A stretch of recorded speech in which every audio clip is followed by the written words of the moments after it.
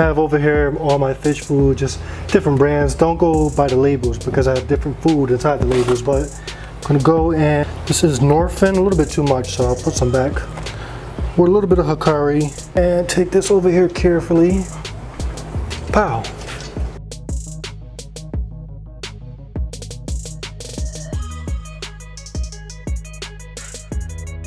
Next we have some Hikari Massive or Delight. I'll take a single pellet, take some flakes.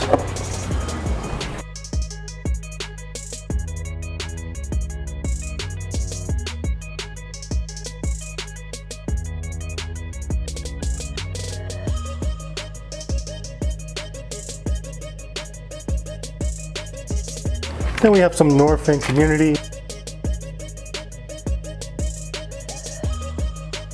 Look at these guys.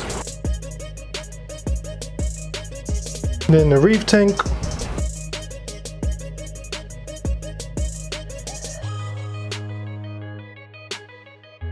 And finally we have these guys ready. They know what time it is. Red Devil. All these guys are tired of waiting. So let me just get to it. We have some Hikari Massive or Delight.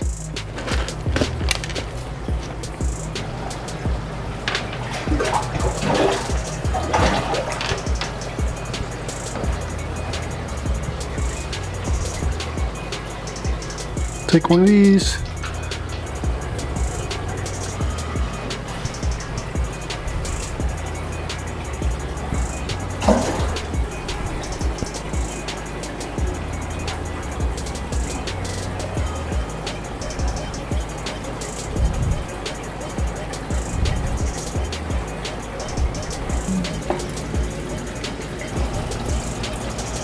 Okay everyone, so we have 7:47 on the clock. Just finished feeding all the fish down here in the fish room. I didn't get all the feedings on camera, but trust me, all the fish ate. It's a little bit later than normal, but still they ate. They should be happy.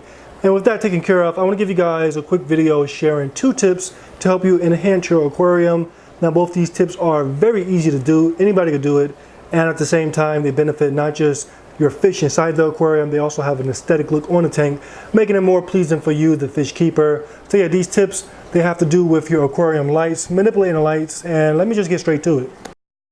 So naturally with our aquariums, we like to place the aquarium light in the center of the tank. And if you ever purchase an aquarium kit, you know that you have no choice but to put the light in the center because that's the way to design the lid.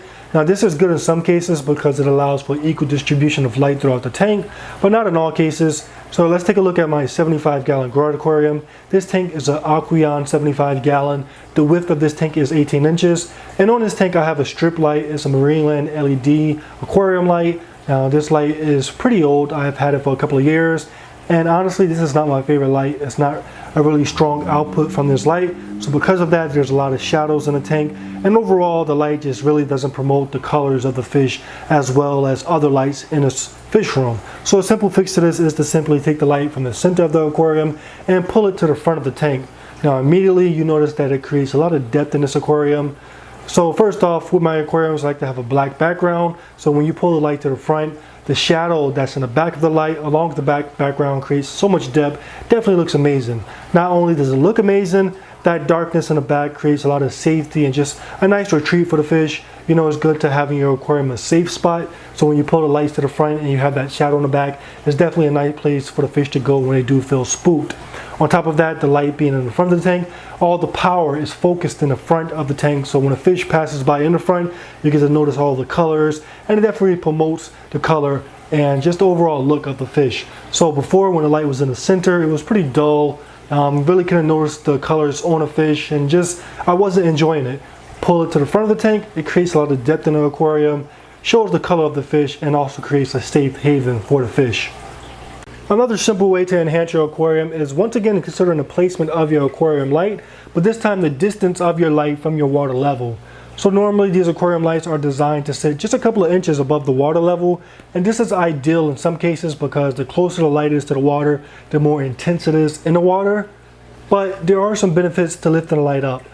So right now you're looking at my 125-gallon miscellaneous aquarium. I just showed you guys a video of this tank a couple of days ago, and you may notice that there are some minor differences. First off, the tank is brighter, and that's because I decided to lift the light up higher. So right now the light is sitting about maybe 14 to 15 inches above the water level, and because of that I have a lot more spread. So for this aquarium I'm using a Current USA satellite aquarium light, another LED aquarium light.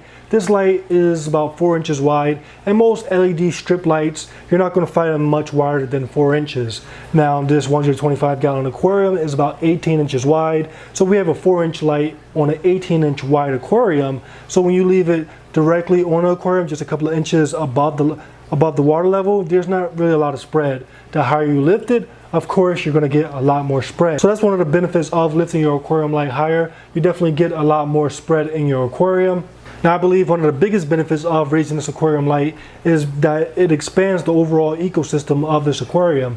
So now that I raised the light about 14 inches from the water level, I now have that much space to add more life to this tank in the form of terrestrial plants. So in this aquarium I have a vieja, I have some tinfoil barbs. These fish are herbivores, so if I add any aquatic plants, they definitely will shred them.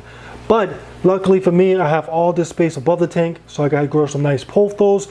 This pothos is going to suck up all the waste produced by the fish. So by adding this plant, I'm adding extra filtration to the aquarium water. On top of that, I'm in a basement, no natural light down here, so I can't really have a lot of houseplants. Now I have houseplants in my basement, providing just fresher air for me anytime that I'm in this basement. Not to mention, this stuff in the tank looks amazing. So we have the roots in the water, making the tank look that much more natural. And then when you look above, you have all these clumps of plants looking like miniature islands. And overall, it gives the aquarium a paludarium feel. It feels like the aquarium is like 3D. You have life coming out of the tank. Just overall, it enhances your aquarium.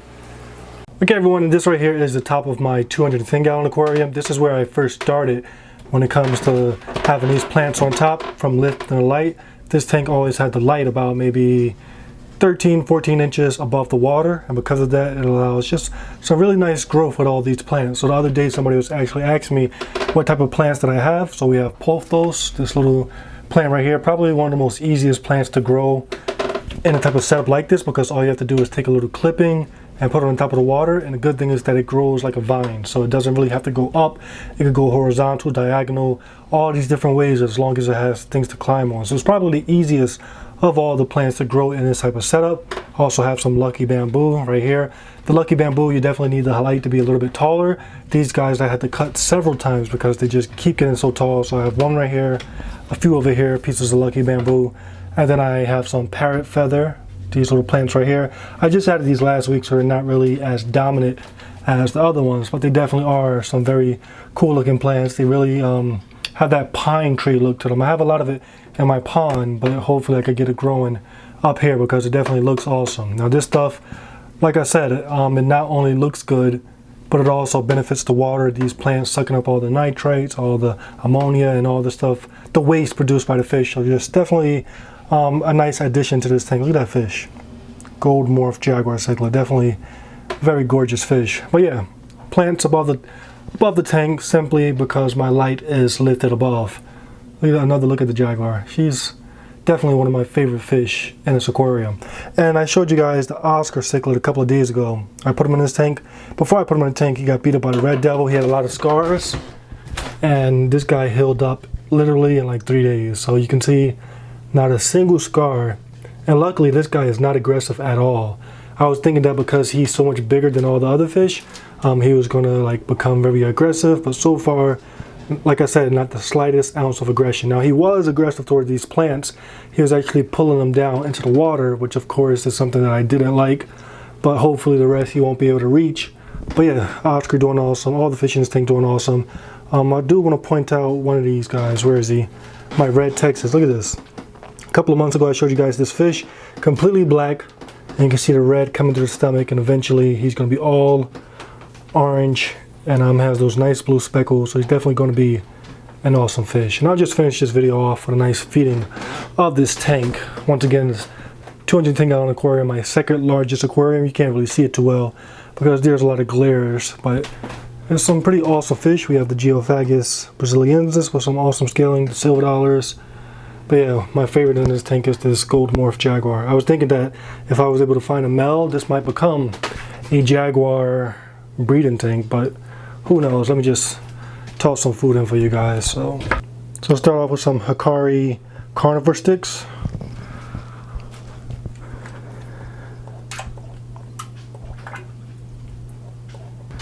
Hikari Sinking Sickly Gold.